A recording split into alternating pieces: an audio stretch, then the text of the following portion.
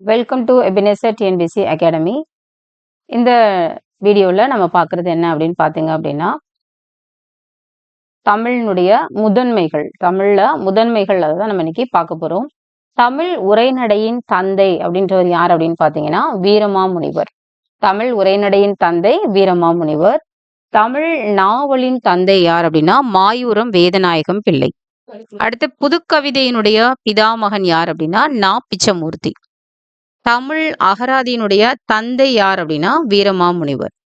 தமிழ் நாடகத்தின் தந்தை பம்மல் சம்பந்த முதலியார். சிறுகதையின் தந்தை வ.வே.சு. ஐயர். மறுபடியும் உங்களுக்கு நான் அதை ரீட் பண்றேன். தமிழ் உரைநடையின் தந்தை வீரமாமுனிவர். தமிழ் நாவலின் தந்தை மாயூரம் வேதநாயகம் பிள்ளை. புதுக்கவிதையின் பிதாமகன் நா. பிச்சமூர்த்தி. தமிழ் அகராதியின் தந்தை வீரமாமுனிவர்.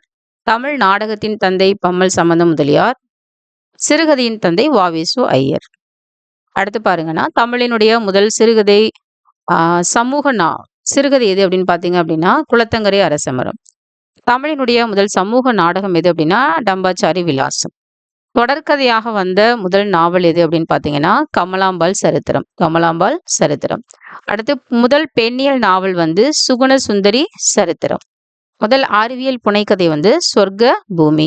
முதல் செய்யுள் நாடகம் மனோன்மணியம். அகைன் தமிழினுடைய முதல் சிறுகதை குளத்தங்கரை அரசமரம். சமூக நாடகம் டம்பாச்சாரி விலாசம்.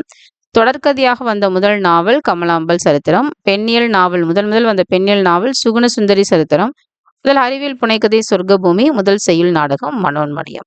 ஸோ தமிழ் முதன்மைகள்ல மிக முக்கியமான சில நம்ம விஷயங்களை இதில் பார்த்துருக்கோம். உங்களுக்கு எக்ஸாமுக்கு இது பயனுள்ளதாக இருக்கும்னு நினைக்கிறேன். தேங்க்யூ. தேங்க்ஸ் ஃபார் வாட்சிங்.